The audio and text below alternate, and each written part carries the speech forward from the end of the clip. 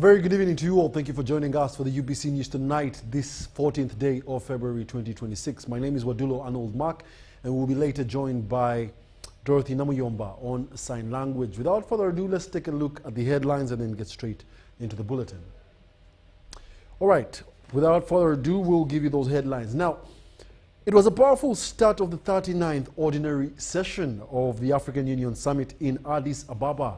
As leaders under one roof, the message was unmistakable that Africa must silence the guns, protect its water resources, and take charge of its own peace process. Now, Uganda's Vice President Jessica Alupo, representing President Yoweri Kaguta Museveni, delivered a firm call for unity in handling conflicts across the continent. These are the details.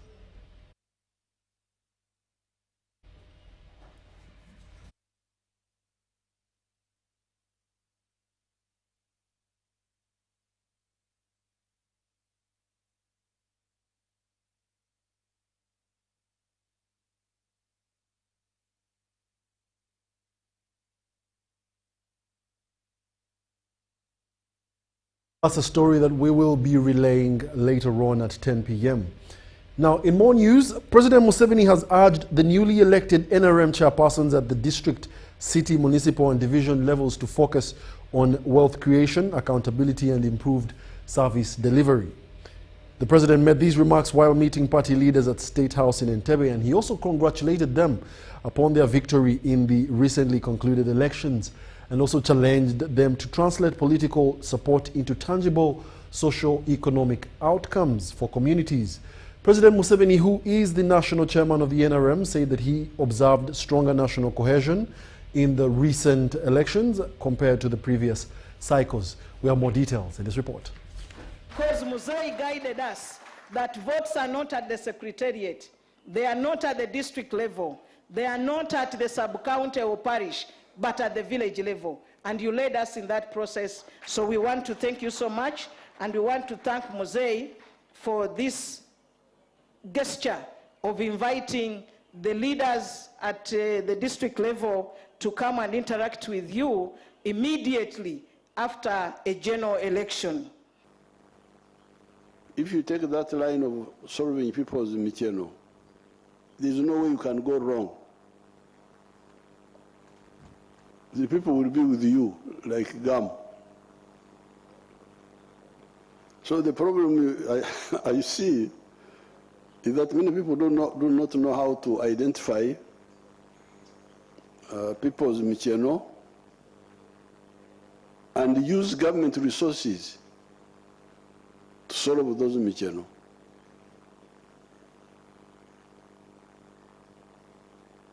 In the article which I wrote, I gave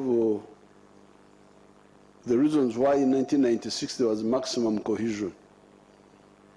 I think I gave 7 points. Why people really loved the NRM. You had the issue of corruption by the judiciary, now by the District Service Committee.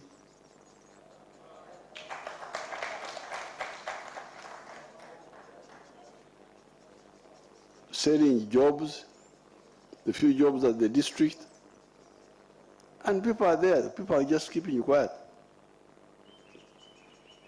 The corruption. Then the land grabbing. Land grabbing by elite come and grab people's land. The leaders are there, they keep quiet.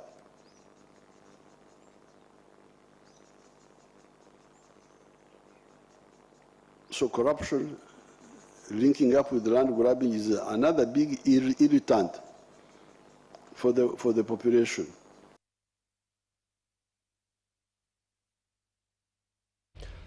A quiet transformation is taking place inside classrooms in Teso sub-region and changing the future of hundreds of people. At St. John's College, Kachumbala, in Bukedia district, science is no longer feared. It is now embraced. We have more details in this report. This one, when you add 7. Inside the classroom, there is no teacher in sight, and lessons thrive with energy. Students remain focused, collaborative, and fully engaged. This now. This branch is what? And this one? For years, science subjects at A level were considered difficult, often avoided by many learners. But across Teso sub-region, the number of students offering science combinations has risen by 50%. The current A levelers who did that curriculum, majority are sciences, so many of them have gone for science. Students here say the new curriculum has moved education beyond rote memorization, placing greater emphasis on practical skills, critical thinking and continuous assessment over 4 years. Like mathematics, it has been hard a problem to me, but this time is somehow. It is very easy to understand things, and I personally, I can make my notes. Uganda is going to be, let me say, at a high level of technology. We are going to be like America. Learners credit the reforms championed by the Minister of Education and Sports, Janet Katam Seveni, for reshaping how they study. I'll first of all thank the Ministry of Education and Sports for allowing the new curriculum to come in Uganda to give us the knowledge about everything that we are doing in schools right now. Teachers say the simplicity and structure of the curriculum have played a key role in attracting more learners to science subjects. Children are enjoying it. Children have several projects that they have developed out of their own. And these ones make learning so enticing to the learner. So I think it simplifies, it is more simple compared to the previous curriculum that involved the learners to sit, listen, cram. This one is open and it makes them interested. The transition, however, was not without challenges. When the curriculum was first introduced, many teachers struggled to adapt to the new approach. There was no guidance even on us teachers. Most of the time we used to gamble around, but the government came and facilitated, taught us how to help the learners, and it is now kicking off. It is taking off smoothly. They believe the emphasis on hands-on learning will not only improve performance, but also prepare learners. We expect to do even better because of the new curriculum, which is based on practicals, and our teachers were specially trained in that area, and our students have got projects which are on-hand projects, hands-on projects, where they practice what they are taught, they see in real times what they are doing practically, and they use their hands and their heads together. So we've done a good job. I'm Nafka Farida and Okwou Joseph. Still in eastern Uganda, excitement and celebrations have filled Busia district after the release of the 2025 O-level results. At Tira Secondary School, performance has been exceptional, with all 78 candidates who sat the examinations passing in Division 1. These are the details.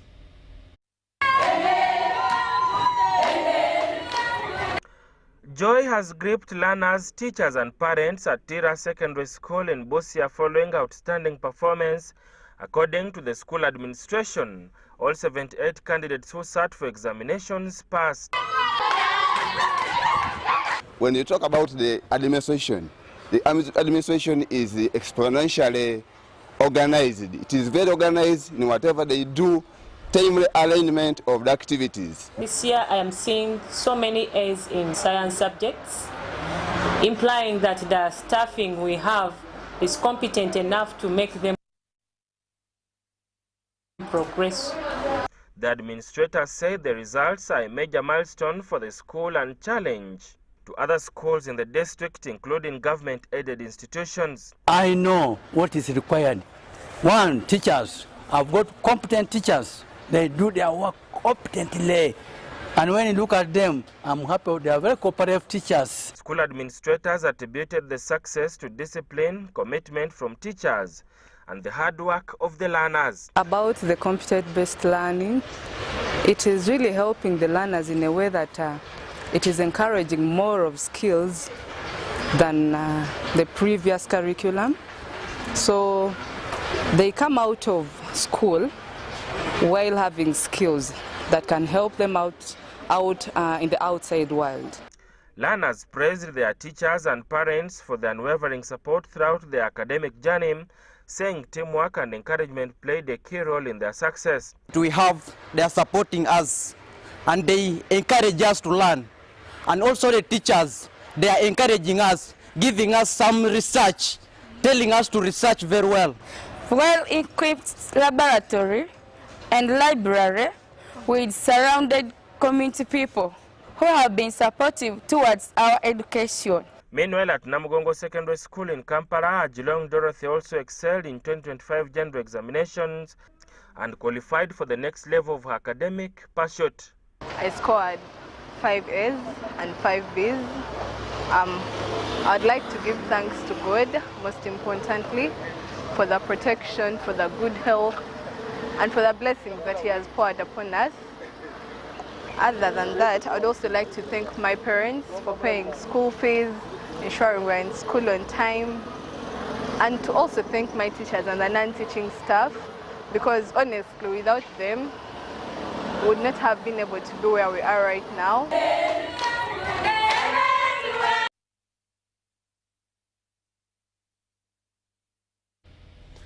And in more news, school administrators are calling for more retooling workshops targeting mainly arts subject teachers if the ministry is to level humanities scores with those that are in sciences. This call comes as some top schools say that they released Senior 4 results reveal a worrying trend of declining performance in arts subjects compared to science subjects since 2024 when the first cohort started. More details in this report. The Ministry of Education and Sports Body in charge of examinations, UNEB, has this weekend released the Uganda Certificate of Education results for the year 2025. Schools are still celebrating their candidates with result 1 grade a common sight everywhere, all hailing the competence-based curriculum. The performance of our Senior 4 class has been great,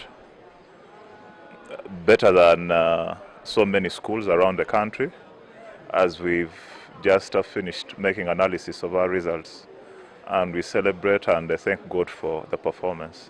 And when you look at how students have contextualized their knowledge and have applied it, I think the competence-based curriculum is far, far, far better, and it cannot be compared even to the old curriculum. Actually, we had taken long.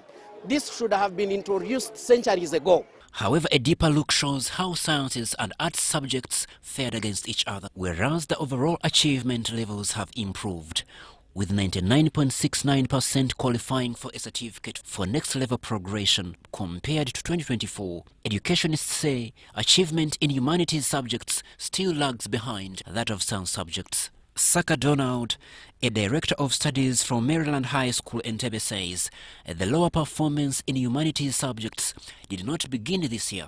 He reveals it was also the case in 2024 UCE results during the first cohort examined under the competence-based curriculum. That has been proven by the previous results for both 2024 and 2025. For humanities, things were bad in 2024. And even this time round, when you look deep at where most of the schools, top schools, were really challenged, still it is humanities. He says whereas teacher training workshops have been conducted to retool teachers, the sessions have largely benefited science teachers. He points to the SESAMAT initiative, which targets science teaching. So the ministry should really invest in teachers' workshops. And the guidance given by the ministry should at least look at the details like subjects, because the workshops that have been given out mostly have favored the science subjects.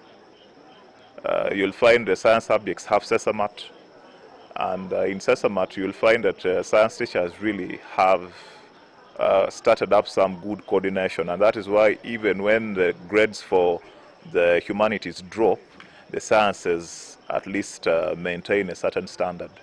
Crispus Adinitwe, UBC News. Following the official release of the second cohort of the new Lower Secondary Competence-Based Curriculum Examination results for the year 2025 by Uganda National Examinations Board yesterday, students, parents and school proprietors across the country are still celebrating their outstanding performance. Now, our reporters bring you nationwide coverage of these jubilant moments. Wadulo Senior Secondary School has continued to excel with all the 499 students, of whom 269 were girls, passing with result 1. I feel so happy. I feel so happy. I'm very happy about everything. First of all, I would like to thank everyone who has been part of my success journey. Of course, the first person I would put first is God. God has been part of my success. I mean, God is number one in everything. The best students at this institution that prides in holistic education were Brian Nsimbi and Rebecca Najuma, who scored 7 A's and 2 B's respectively. I feel very happy. I am so glad that I got those marks, and I really thank God because I'm very happy because He has been with me throughout the journey. I thank my teachers because they guided us, and I also thank my parents for supporting me. On the overall at Wadulo Senior Secondary School, 20 students scored 7 A's and 2 B's, while 30 had 6 A's and 3 B's. We want to thank the Almighty God for the exceptional performance that He has given us. Our results are exceptionally good. Last year we had a total of 720 candidates sitting at 2 centers. We had the main center and the annex. All our candidates have performed well, and they have obtained result 1. A result 1 means that each and every learner qualifies to get a UNEB certificate and also qualifies to go to the next level of education. Our great performance is attributed to quite a number of factors. Above everything is the work of the Almighty God. We believe that we can prepare, we can organize, we can do the teaching, but if it is not the grace of God, little can occur. At Baptist High School, Nyanama, the head of academics, Walungama Robert, first read out the results to students. And all our candidates qualify for a UCE certificate. He also encouraged the 2025 candidates to remain focused, reminding them that they still have a long academic journey ahead. To do a subject at A level, the worst should be a C in that subject. You want to do BCM, make sure that your worst in those 3 subjects is a B. The school founder, Ndugwa George William, attributed the success to the quality training and guidance given to the students. We thank God that we have passed, and we have passed. Our children, all our children have passed. Actually, they have passed in A, B, and C. Thank God. We thank the teachers who have been very dedicated to the cause. Students of St. Mary's High School, Gayazamaule, also celebrated their success with 96 students scoring 9 A's, with more than 110 others passed with better results. The school's deputy head teacher, Peter Semialo, rewarded the students with a bull in recognition of their excellent performance, and the students praised their teachers and parents for their outstanding support and guidance. And by God's grace, we have excelled outstandingly. 96 of our candidates who sat were able to score A's in all of their subjects, which is a very, very great milestone. God for the deliverance, for providing everything. Then next, my parents for being there for us. And I also thank my teachers for doing their best. At St. Kizito Secondary School, Bugolobi, students also performed well in the examinations, with the school's deputy teacher Denso Moñ thanking God for the achievement. Many of our students scored A's and B's. The best candidates scored 7 A's and 2 B's, and many others scored 6 A's, 5 A's, 4 A's. We are grateful to all those. I feel very grateful because the level of preparations we put in was really much. And for it to be done with these results, it was quite great. I also have have the condition that protect work. The situation was no different at St. Lawrence Pari Palid Nachirebe, where teachers and the head teacher also welcomed the outstanding performance. Students in turn expressed their gratitude to their parents and teachers for the unwavering support. Almighty God has enabled us, the efforts of every teacher, the tireless times, the guidance, the hard work, the push on with, and the parental love they've shown these students has been so good. Bafunyezi A, bafunyezi B, omwaka 2025. Twebaza Katonda era omulamu abo gaffe gwe tutambulirako omwaka oguwedde gobadde gugamba reset.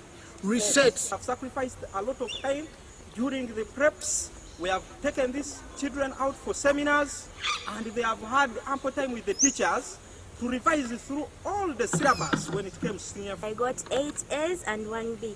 I want to thank God that I really passed, and my teachers have worked hard so that I can pass. All 99 students who sat examinations at Luero Valley High School passed with result 1. The headmaster Moses Nsobga attributed this success to the timely implementation of the new curriculum introduced by the government. Kyatusobozesezza okukola obulungi bwe tutyo kwe kutegeera new curriculum n'okugissa mu nkola. Nsanyufu nnyo okubeera nti abaana bange bakoze bulungi nnyo nga bonna bwe bali abana. At Mityana Modern Secondary School, students, teachers, and parents are still celebrating the remarkable achievements. All 210 students who sat the examinations at Mityana Modern Secondary School passed, with the top student Joy Nabukenya achieving 7 A's and 1 B.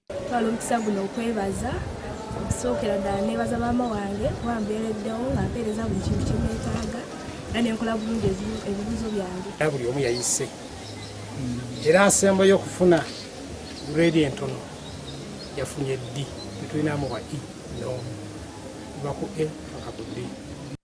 God's Way High School Maganjo also performed well, with the school expressing appreciation for the new lower secondary competence-based curriculum. We thank our teachers for having worked hard. We thank our learners for having worked hard and for having not given up at any moment of time. We thank our dear director for the providence. At any moment we called him, we needed his help, he would come in and provide. At Hamdan Islamic Secondary School, students jubilated as the principal Hajasin Sali praised the strong and supportive relationship between the school and the parents. Allah Akbar, Allah Akbar, Allah Akbar. Isomero lyonna lijjudde takbir, isomero lyonna lijjudde kujaganya, abaana baffe basanyufu bonna, abasomesa bonna basanyufu, abazadde baffe bannaye tubatumidde, mwebale nnyo mwebalire ddala, abaana baffe bakitukoledde era tubayozaayoza. Era nga tukoze bulungi ne bannange bonna. Nebaza omuzadde wange taata maama n'abasomesa bonna. At St. Pali Kudembe Secondary School Chisoga, all 314 students who sat the examinations achieved result 1, prompting a special Thanksgiving celebration.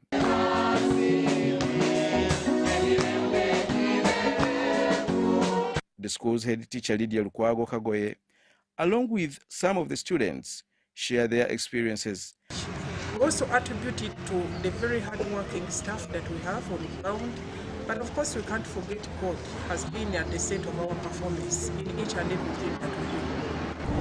Congratulations. I managed to get 7 A's and 2 B's here at St. Pali Kudembe Secondary School Chisoga, and I thank the Lord for the success. In the same vein, the headmaster of St. John Secondary School, Francis Bogia, Henry Ninda, reported that all 162 students passed successfully, attributing their achievement to the strong cooperation between teachers and parents. We are sure that by now we know what the competence-based curriculum is and all the requirements that we need to produce a good citizen. We have a lot of achievements that we are getting year in, year out.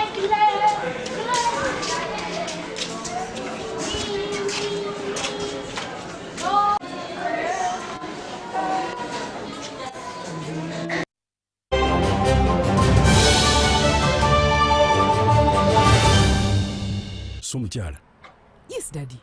You know the children are going back to school and things are a bit tight, huh?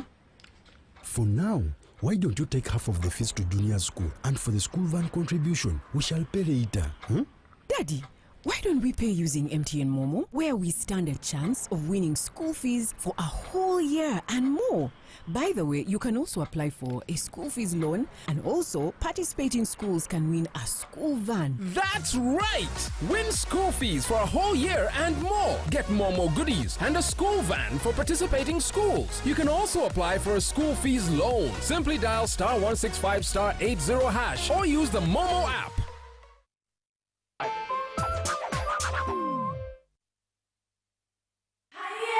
It's back, bigger and with more business opportunities. It's the Pearl of Africa Tourism Expo, Poate 2026, Uganda's flagship tourism event. Poate 2026 will take place from the 21st to the 23rd of May 2026 at the Speak Resort Convention Center, Munyonyo, under the theme Wanderlust. It's your time to thrive. Yes, it's your time to tap into Uganda's renewed optimism and tourism growth. Tourism stakeholders, travel trade partners, and tourism enthusiasts will be part of the Poate 2026. Come and network with like-minded people and unlock new business opportunities. To participate, register at www.poate.co.ug. Poate 2026 is brought to you by Uganda Tourism Board and partners.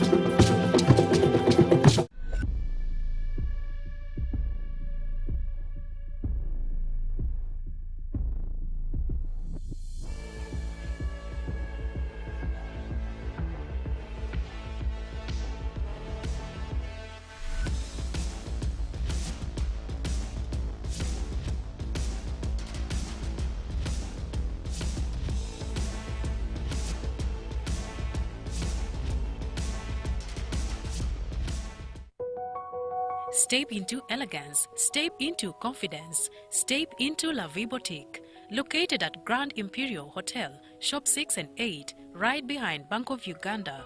La Vie Boutique brings you high-class corporate and casual wear for men.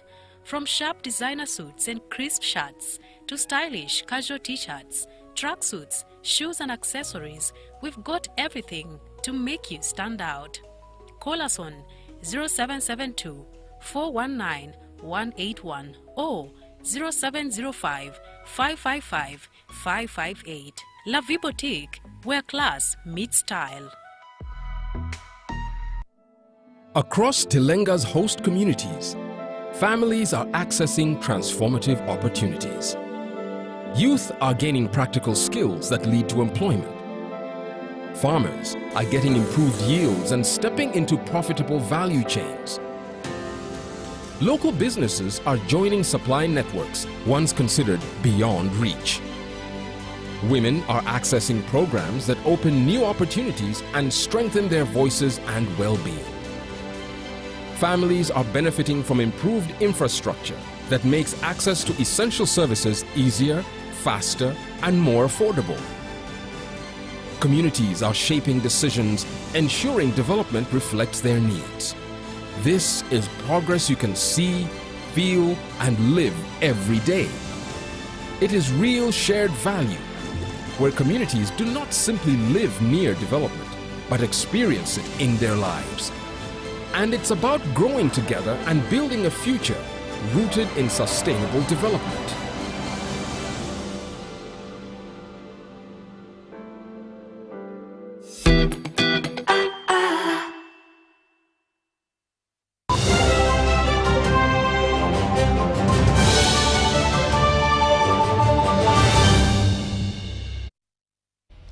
Welcome back. You're still watching the UBC News Tonight, broadcasting live from Nile Avenue. We'll now take you into more news. A mother who recently gave birth to sextuplets has appealed for public assistance after losing one of the babies during childbirth. She says that she is now facing serious challenges as she struggles to care for the 5 surviving infants, a situation that requires urgent attention from both government and the public.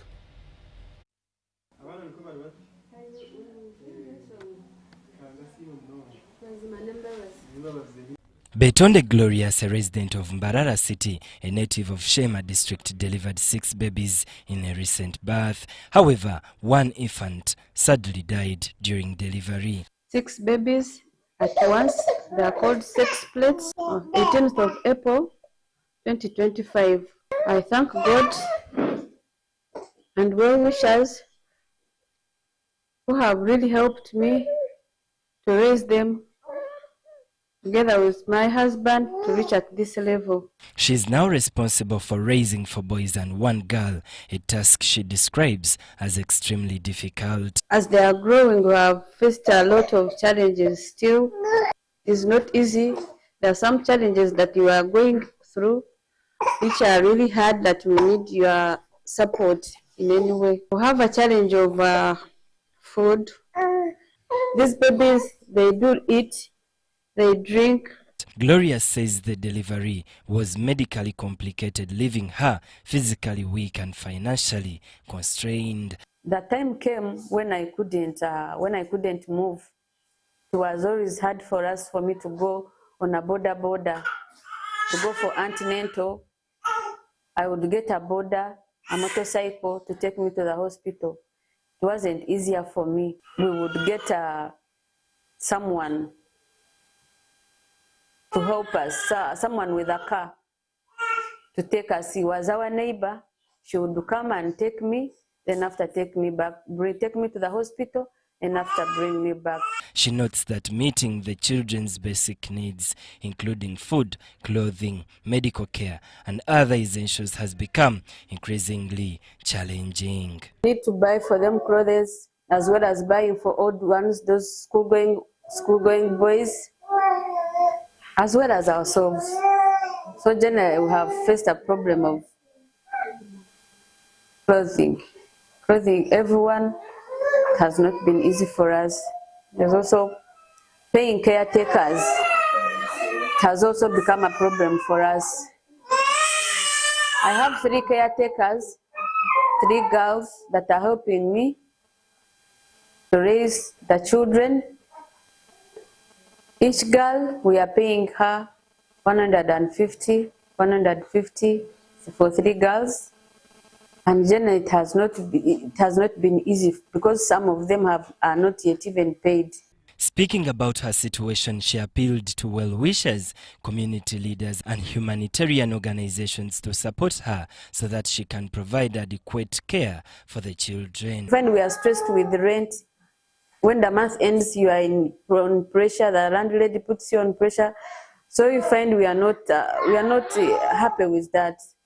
If we can get a house for ourselves where we can be permanently with our baby, our children, it would be easy. Our request is like, if we can get a small capital, some well-wishers to give us a small capital, then we start our something small, sustainable, to support our family, other than asking every time some people to help us. Her case highlights the broader challenges faced by vulnerable mothers in the country, especially those raising multiple young children with limited economic support. Mine is 0775 14 70 43.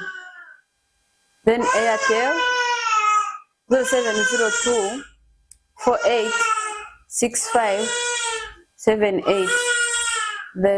All those numbers are in my names, Betonde Glorious. I'm Benon Mukwaya with Nelson Akatuhurira for UBC. In other news, pastoralists in Moroto districts are in panic after Kobebe Dam in Lotisan sub-county lost 97% of its water levels. And leaders warn that if nothing is done, animals may begin dying soon. The dam has been serving pastoral communities in Moroto, some parts of Napak, Kotido districts, and neighboring Turkana County in Kenya since 2010. Local leaders now want the ministries in charge of water in Karamoja to audit the situation, for UPDF also to take over the works. Pastoralists in Karamoja sub-region are heading for tough times as the major source of water, Kobebe Dam in Lotisan sub-county, Moroto District loses 97% of its water levels. Local leaders attribute erratic rainfall and damages during the construction works of the security road near the dam. Small river around there as you cross to Kobebe, and that is the one which is carrying all the water of Kobebe away. That river is called Lomusea. And it is from the catchment of Kobebe. Roads were created, Hapa Kobebe. So the security road, which connects from Kobebe to Loyoro, blocked the flow of water, which always tapped from the mountains at Naitai, then Lotisa. This idea of Kobebe could not have enough rain to fill again this place here. So there was no rain last year. That was enough.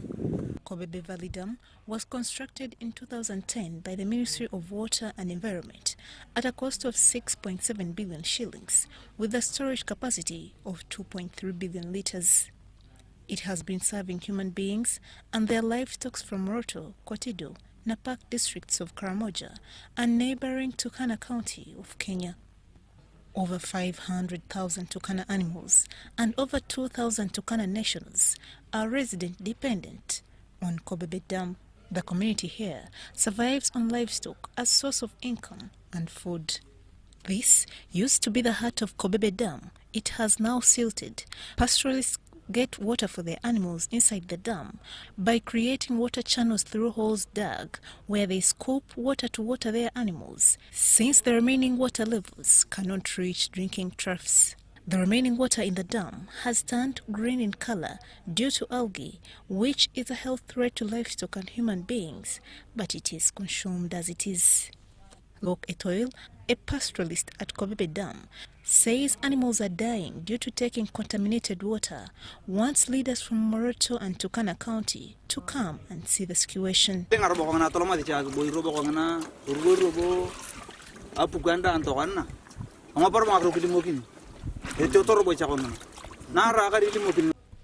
Etirai Ireng is a mother of 4. She explains that they are affected with hunger as cows no longer produce milk.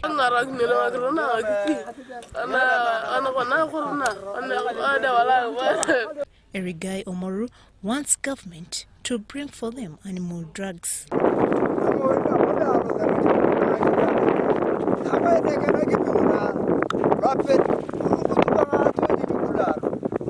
Moroto District Veterinary Officer Moses Okino explains district plans to vaccinate livestock.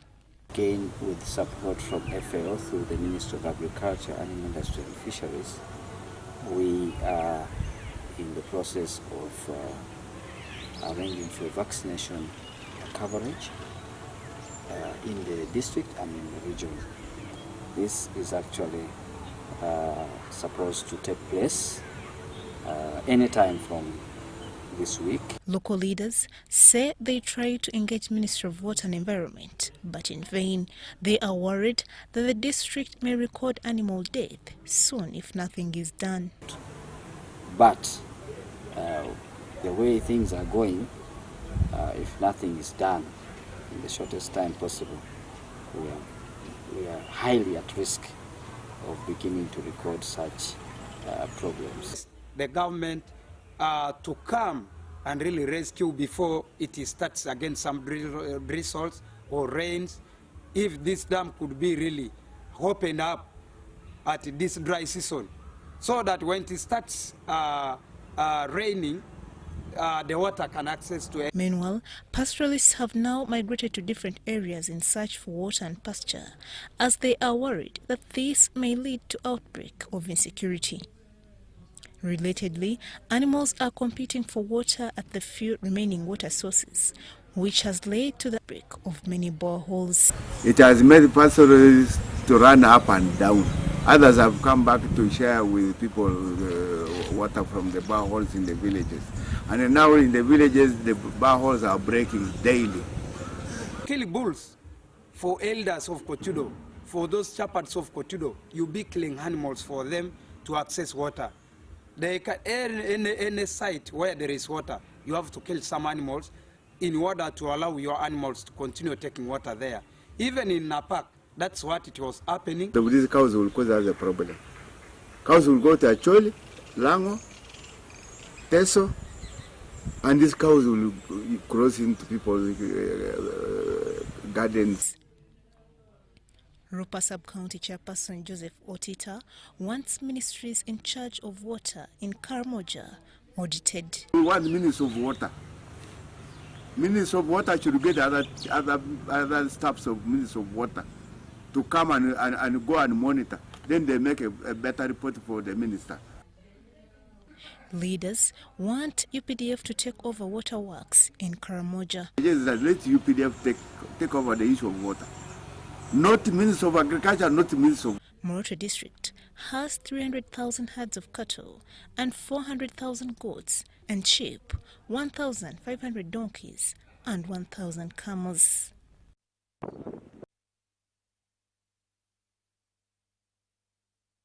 Quite serious right there.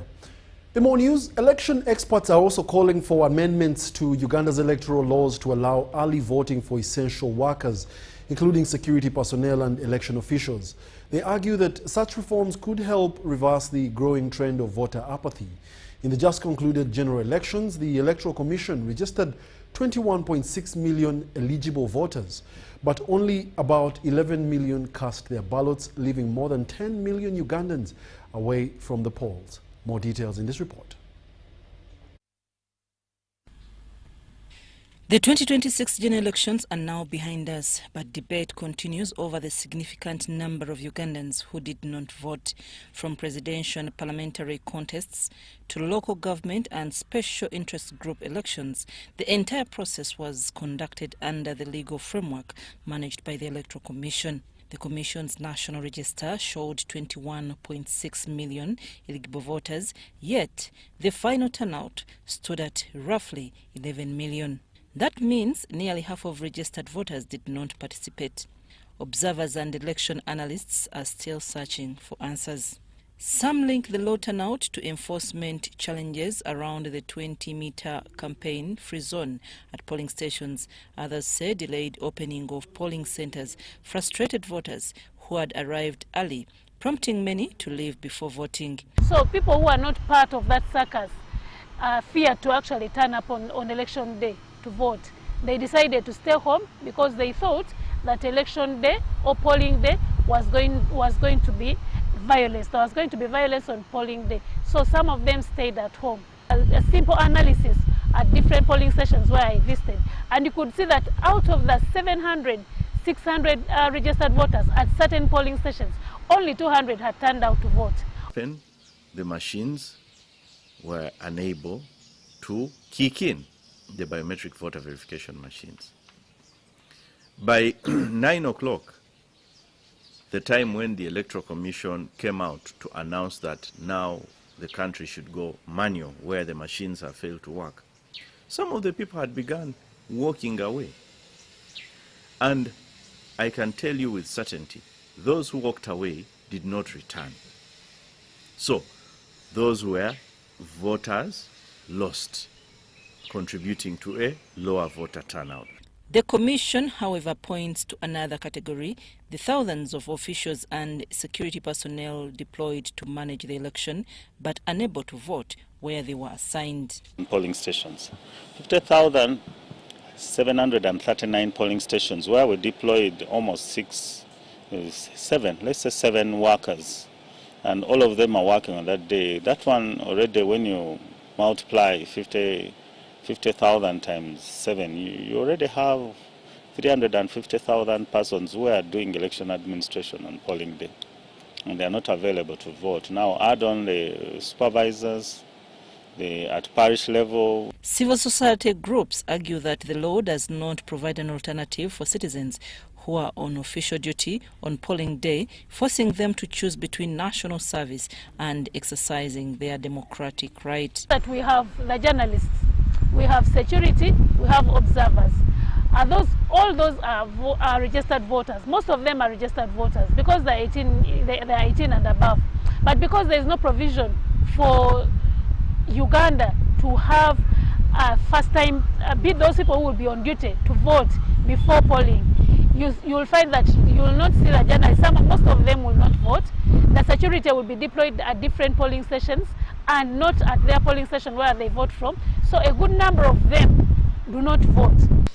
This is a generation that is very highly mobile in the context of elections, in the context of urbanization. Between the age of 18 and 30, in Uganda, for instance, these are people that ride borders. These are people who run chapati stores, the majority of them. These are young people who are employed in saloons. These are people who are employed in the transport sector. So, come the election day, these are not regularly available in places where they registered to cast their vote. The call now is for reforms that would introduce early voting or special arrangements for such workers. There are candidates' agents who are deployed in different parts of the country, across. And all these are some of... I know that because on polling day they are required to be on duty in different places, far from where they are registered from. The media, the journalists, whom we had the whole day, and they couldn't go to their places for voting. So I think there could be areas we need to look at, like and provide, for example, for early voting. It would also increase the number of people who turn up for election, especially those who will not be available on that day and can just... According to Crispin Kaheru, voter disengagement also stems from limited civic education and dissatisfaction with the candidates on offer. Come 2016, this was the first time Uganda was extracting the National Voters Register from the NIRA database. We had two very strong, comprehensive nationwide campaigns.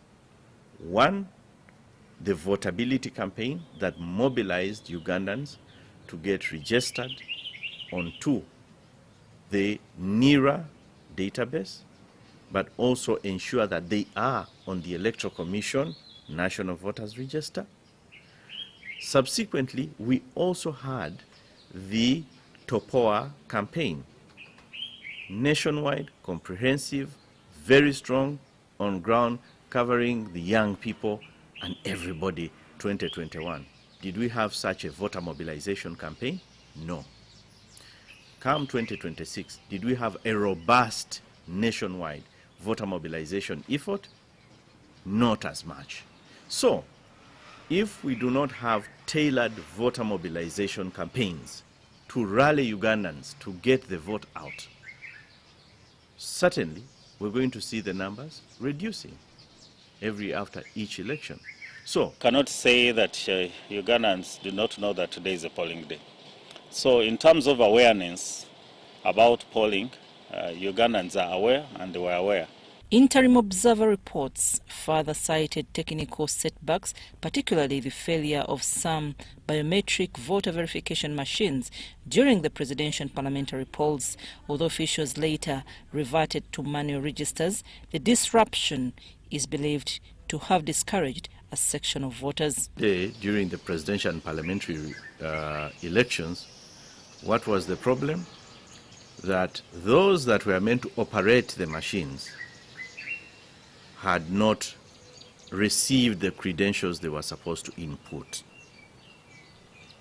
So it was a logistical operational problem rather than a technical failure of the machines. The returning officers who was in charge of one of the districts, I'm not going to mention, he said the machines were delivered late and there was something new, that there was a new feature that was installed in the machines for them to be able to utilize that feature. And that feature disorganized the whole system.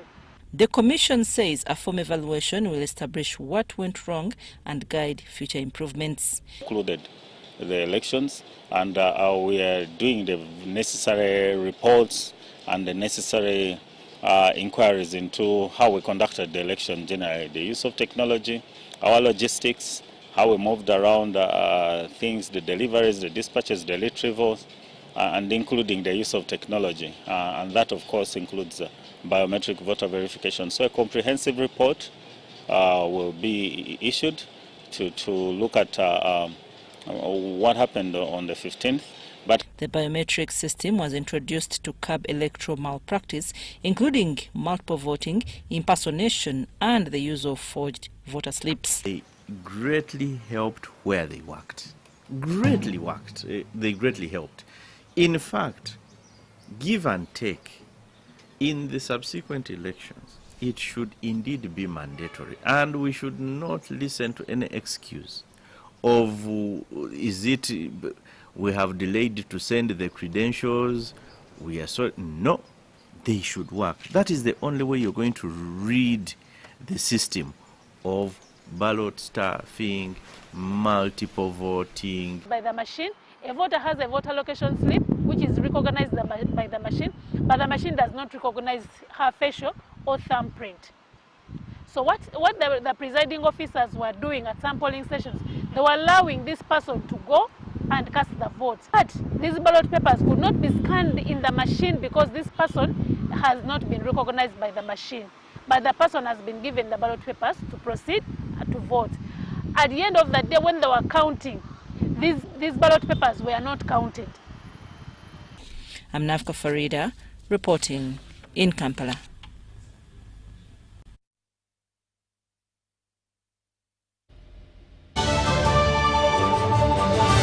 So, Muchara.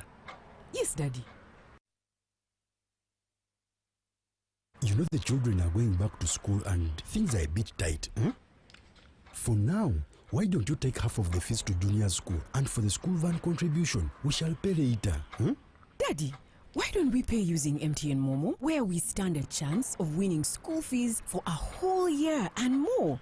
By the way, you can also apply for a school fees loan, and also participating schools can win a school van. That's right! Win school fees for a whole year and more. Get Momo goodies and a school van for participating schools. You can also apply for a school fees loan. Simply dial *165 *80 hash or use the Momo app.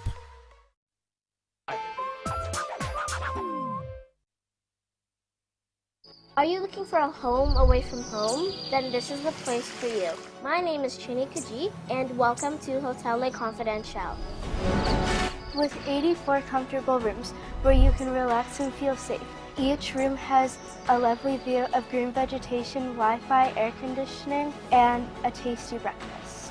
Children can have fun at our kids' water park and our kids' play area. You can also enjoy our world-class health club, spa, sauna, gym, boutique, and sky blue swimming pool.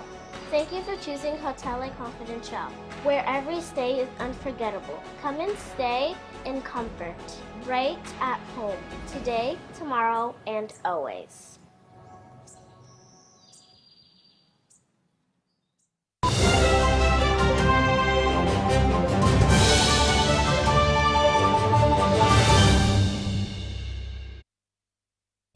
Welcome back. You're still watching the UBC News Tonight, broadcasting live from Nile Avenue. We now take you into the world of business.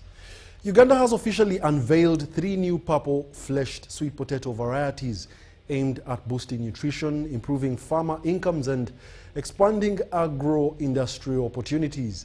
The varieties developed by the National Agricultural Crops Resources Research Institute were presented before the National Variety Release Committee for formal approval.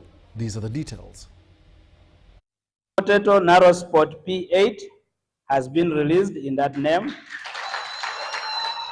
The 3 new purple-fleshed sweet potato varieties released mark a major milestone in agricultural research and nutrition innovation in the country. The varieties Narrow Spot 10 purple, Narrow Spot 9 purple, and Narrow Spot 8 have been released after 11 years of vigorous research. We have come to defend these varieties in front of National Variety Release Committee so that the varieties are released formally for the country for production. We have 3 candidates of purple fresh sweet potatoes. One is going to be named Narrow Spot narrow spot 10, purple, narrow spot 9, purple, and narrow spot 8, purple. Research into purple-fleshed sweet potatoes began in 2016, with scientists aiming to diversify nutrition for health-conscious consumers.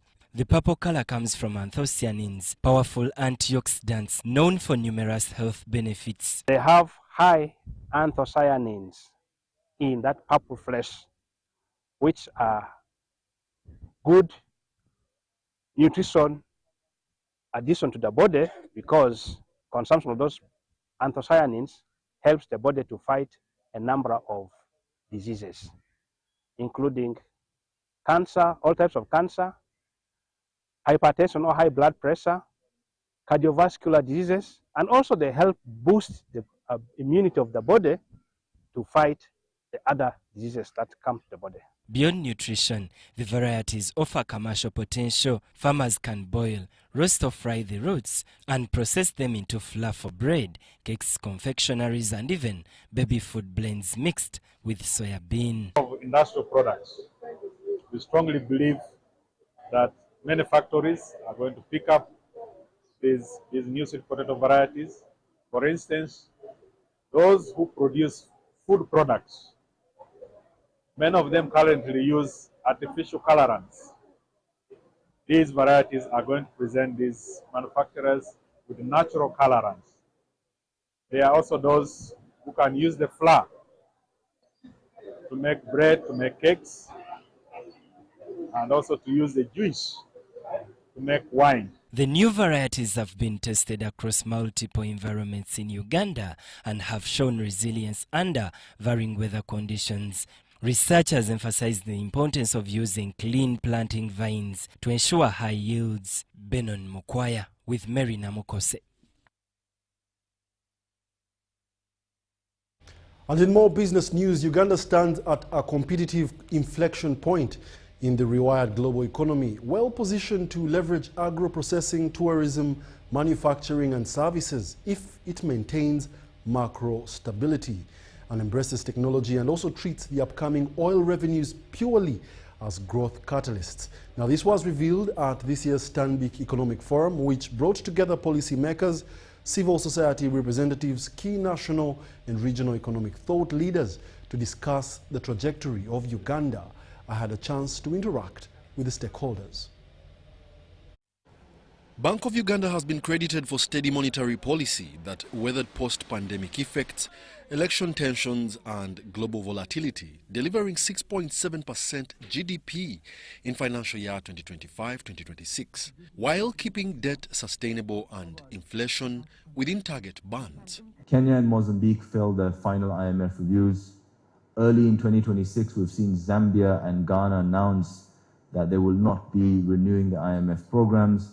But all this is happening because balance of payments position, foreign exchange reserves have grown. Now, similarly, in Uganda, about 2 years ago, you guys failed your final review. And since then, you have been in negotiations with the fund for a new program. But I think very prudently, there was an agreement between authorities and the IMF to continue discussions after the elections. And I suspect the IMF still has reservations on the fiscal position. But at the same time, I think there is still merit in Uganda, even though your balance of payments position has increased, even though you're out of ICU. There's still merit in thinking about the IMF program. It has been noted that agriculture, employing over 72% of Ugandans, needs urgent mechanization and value chain upgrades. The attendees cited that asset financing through commercial banks can boost yields, cut post-harvest losses, and feed industrial parks like Namamve, Mbale, and Kapeka. First oil in financial year 2026-27 creates fiscal space for a diversification and debt sustainability, but discipline remains non-negotiable. Macroeconomic stability, don't take it for granted. You have started thinking, we are stable, we can fool around, we can do whatever we do. Ask countries that have lost. Ask countries that have lost it. They have had to even carry money on a wheelbarrow. So play with something else. Don't play with our central bank. It's good they're represented. Yes, don't play with our central bank. The government has been tasked to avoid spending sprees that erode gains and that oil should accelerate, not replace private sector-led growth toward Vision 2040's $500 billion target. 7% is not good enough. Even the projected 10.4% governor is not good enough. You are an economist. We need double-digit growth of 15% per annum for the next 15 years to become a 500 billion economy. Gold has overtaken coffee as Uganda's top export. Bank of Uganda, through their gold purchase program, is now open to buying gold of 1 kilogram and above from artisanal miners and owners. This signals mining's potential, but the import surges highlight some queries. Gold is the highest export receipt we get, but also it's the highest import invoice, but also we get. That's the paradox. Actually, when I looked at the difference for that current account, when you look into the trade balance for gold only, it is about $200 million only. What does that imply? It means actually that gold, most possibly, is not ours. That's the simple English language. Uganda projects double-digit GDP growth in the coming financial years from a stable base, but economists warn the economy's heavy foreign support demands urgent shifts by engaging more of its citizens in productivity, innovation, and local resource mobilization to truly own its prosperity. Wadulo Arnold for UBC.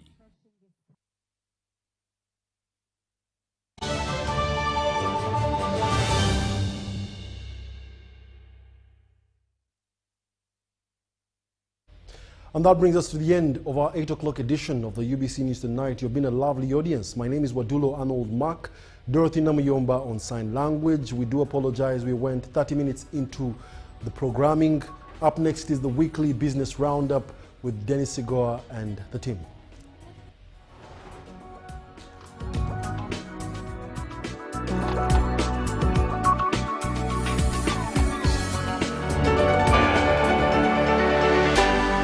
UBC, inspiring Uganda. Exercise can't be sustained. Eating can't be stopped. It's even harder to lose weight. Come and give it a try. Genshikang L-carnitine chromium capsules. Plant extract, scientific ratio. Take 3 capsules each time.